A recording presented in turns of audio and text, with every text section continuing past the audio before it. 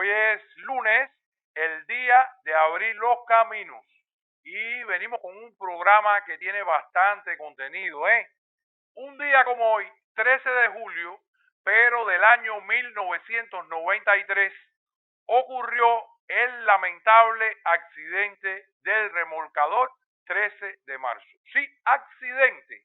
Usted escuchará, por supuesto, y si busca en las redes, verá que están plagadas de mentiras sobre ese suceso que precisamente en la noche del 5 de agosto del año 1994, el comandante en jefe Fidel Castro esclareció muy bien, pero ya había arrancado la maquinaria del odio para tratar de culpar al gobierno cubano de lo que sucedió ese día.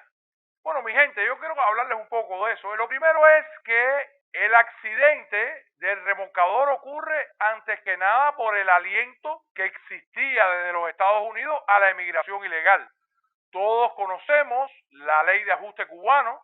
Nunca hubo una ley de ajuste mexicano ni una ley de ajuste hondureño, solo para los cubanos, y ya sabemos las causas, para no extenderme, de por qué solo para los cubanos. Y ese era el principal aliento, que si usted lograba llegar a Estados Unidos porque se había robado una embarcación, porque había secuestrado un avión, porque había secuestrado una lancha, que en los próximos días también vamos a estar hablando, recordando esas cuestiones, bueno, pues usted era recibido como un héroe allí y tenía todas las facilidades que jamás iba a tener el emigrante de cualquier otro país.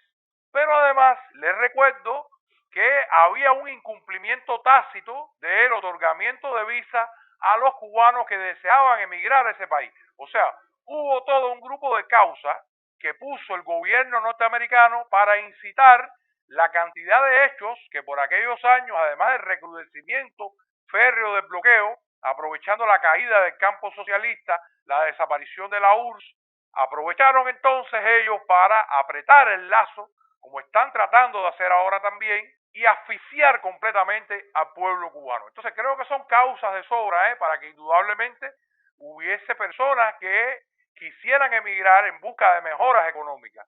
Hay otra cosa que es real, mi gente, ¿cuántas personas que secuestraron embarcaciones en Cuba, que amenazaron personas, que tiraron personas al mar, que como el caso de Roberto Aguilar Reyes fue asesinado, un padre de 3 hijos, llegaban a Estados Unidos y eran recibidos como héroes?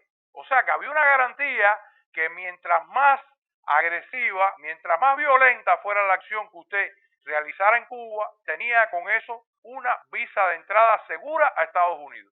Ahora, mi gente, vamos a hablar del hecho en sí, Primero, hay una conducta delincuentil en los autores de ese hecho. Esa gente llegaron al puerto, fíjense bien, esta gente conocían bien la embarcación, ¿verdad? Ellos sabían que esa embarcación estaba varada en el puerto, que no se podía mover porque tenía entrada de agua. Pero yo les pregunto a ustedes, ¿qué persona decente, además, se le ocurre llegar al puerto, coger y vandalizar todos los equipos de comunicaciones del puerto que los desbarataron, robarse una embarcación que pertenece al Estado y llevarse un barco que sabe que a las personas que usted lleva ahí los lleva a una muerte segura? ¿A quién se le ocurre en un barco tan pequeño, ahí ustedes están viendo la foto, montar esa cantidad de personas, incluidos niños? Un barco que además usted sabe que tiene entrada de agua, pero además usted sabe navegar, usted sabe que ese día el mar tenía fuerza 3, fuerza 4. Sabían que iban a una muerte segura y aún así cometieron todo el vandalismo y llevaron a vías de hecho la acción. Imagínese usted si ese barco, ese remolcador, no estaba apto para navegar dentro del puerto. Imagínese usted a la mar afuera, con fuertes marejadas. ¿A dónde podía llegar eso? Pero usted sabe lo que es meter en ese barquito, mi gente, 72 personas. Dígame, ¿a dónde usted puede llegar con estas condiciones que le hemos expuesto aquí?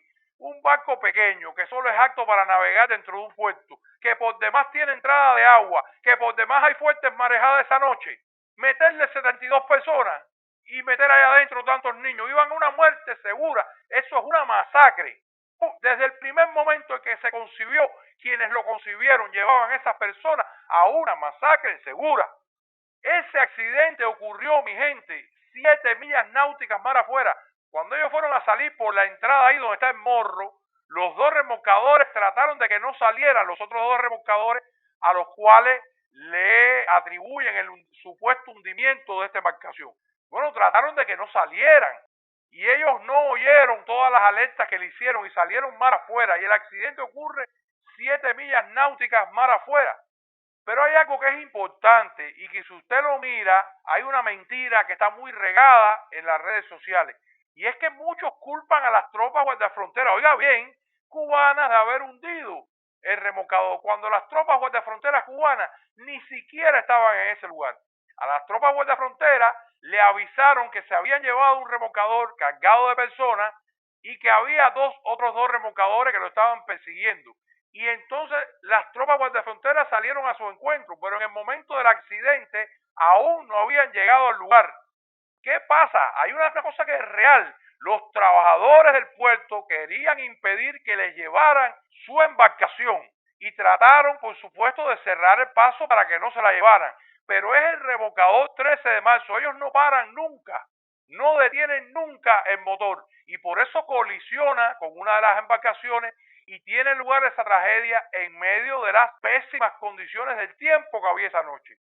Pero hay una cosa que es real. Antes de que llegaran los remolcadores y ocurriera el accidente, ya el remolcador estaba haciendo agua por la rotura que tenía y por la fuerza del mar. De todas formas se iba a hundir. Un mar que estaba embravecido, sumamente embravecido. ¿Qué sucede? Cuando ocurre la colisión, en unos pocos minutos llegan al lugar las tropas guardafronteras y desde ese momento los guardafronteras arriesgaron su vida, se tiraron al mar y gracias a las tropas guardafronteras se logran salvar, y también a los tripulantes, los remolcadores, se logran salvar las personas que se salvaron allí, porque si no llegan al lugar las tropas guardafronteras cubanas y arriesgan la vida de la forma que la arriesgaron, y si no hubieran arriesgado también su vida los trabajadores de ambos remolcadores, no se hubiera salvado nadie de aquel remolcador, porque aquel remolcador se hundía o se hundía. Aunque no hubiese existido la colisión, era cuestión de minutos que se hundiera por completo un barquito pequeño en alta mar, con fortísima marejada, cargado de personas y haciendo agua. Vamos a estar aquí, vamos a estar aquí. Es muy fácil echarle la culpa a los remolcadores, que al final lo que hicieron fue tratar de salvar a toda esa gente. Fíjense ustedes que la búsqueda de los cuerpos que desaparecieron allí duró varios días. Y por la profundidad que había en el lugar fue infructuosa esa búsqueda, no se pudieron encontrar los cuerpos. Además, había allí fortísimas corrientes marinas en el lugar donde ocurrió el hecho. ¿A dónde iban a llegar esa gente? A ningún lugar. Entonces, mi gente, esa es la historia real de lo que ocurrió con el remolcador 13 de marzo. No es ningún acto genocida, no fue ordenado por nadie, en ningún momento la dirección del país tuvo nada que ver con esos hechos. Todos los hechos y todo lo que ocurrió fue entre los propios trabajadores del puerto y entre esas personas que cometieron el acto vandálico de llevarse una embarcación llena de niños con ese peligro. Y les vuelvo a decir una vez más, esa embarcación no caminaba una milla más. No hubiera quedado nadie allí. Quizás hubiese pasado mucho tiempo para que se hubiera podido conocer que esas personas habían desaparecido en el mar.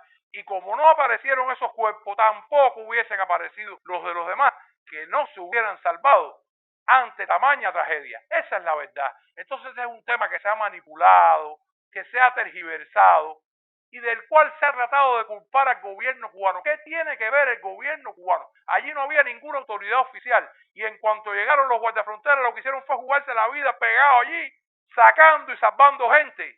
Es para que aquellos que fueron salvados por los guardafronteras tuvieran el decoro de decir la verdad y hablar lo cierto de lo que ocurrió allí. Entonces, mi gente, pero bueno, esa es una de las mentiras más.